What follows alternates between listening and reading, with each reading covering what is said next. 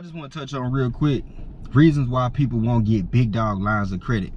All right, so some of these businesses that y'all are into, they consider this high risk to the bank. You got people out here that's, they got OnlyFans businesses and they doing really well. You got people that's in the real estate businesses that are doing really well. And you got people that are into marijuana dispensary businesses. Businesses that are along those lines like that, they consider it as high risk. Even real estate. Real estate is considered as high risk to a bank when it comes to lending because, back in 2008, when they had the big housing market crash, times before that, they was giving out big dog lines of credit like that, like it was nothing. But, when the time came and all these houses, this big crash came, a lot of people that had those loans, they had to default on them. So the bank don't want to end up in, a situation like that again. So that's why they kind of push back on lending to businesses that are along those lines. You got people that are doing OnlyFans that they do really well, men and women. And, it may come points and times to where they may want to grow their businesses or branch out to do other things, and they may want or need, lines of credit from the bank, and the bank ain't gonna deal with them because your line of business is considered risky. Because if you're asking me for money, I'm basically funding, possibly prostitution. You know what I'm saying? So the bank don't want to play with games like that neither. So that's against the law. So they're not gonna do that. They're gonna be real pushback on it. And when I talk about, lines of credit like this, I'm talking about 100Ks and on up. You know what I'm saying? I'm not saying that you can't go to the bank having these types of businesses and you don't get, 2 to 5 to 7 to 10,000, maybe 15 to 20, you feel what I'm saying, depending on what your cash flow working with. I'm not saying that. You feel me?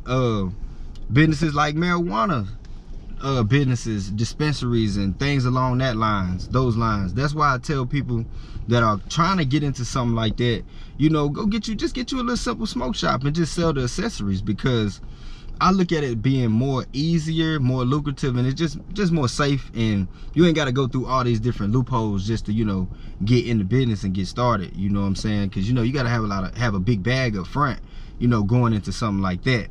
So that's what I encourage. But when you trying to get into marijuana dispensary businesses like that, they gonna push back because marijuana is still federally illegal. Even if you in a state where it is, legal, it's only legal there on a state level, not federal. You feel what I'm saying? So it's gonna be, very, very difficult for you to get, business lines of credit, from banking institutions. Another thing is, your cash flow. You gotta have the cash flow with these business. You can't open up a business, last month or last week, and you want to run to the bank and think you finna go get 10, 20, 30, $40,000 and 100K in lines of credit. It don't work like that. You feel me? Another thing is your credit. And just to bounce back with the cash real quick, the cash flow, you want to make it actually, you gotta have this stuff set out to where it's looking like you making this money. You can't just have a business and you making all this bread, but it ain't showing nothing on paper. Y'all ain't even got a business banking account. You feel what I'm saying? So you can't be playing games like that. You gotta have it showing something to prove and show that your business is making this type of cash. Okay.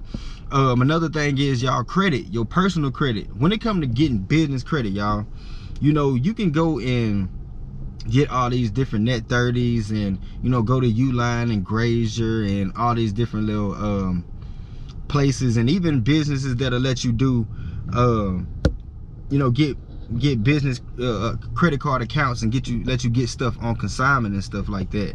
You can't really build a business credit profile with those. You can, but you won't get really, really far. You can't take that stuff to the bank and think that they're gonna give you some big lines of credit, and you showing just these net 30s, and what I'm saying, it don't work like that, y'all.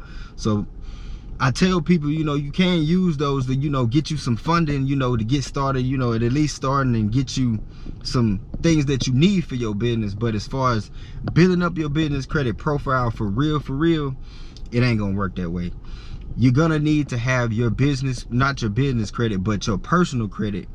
It has to be in good standing, enable for you to get some business credit, because they gonna check that personal. You feel what I'm saying? They gonna check that personal credit when it come to getting business credit.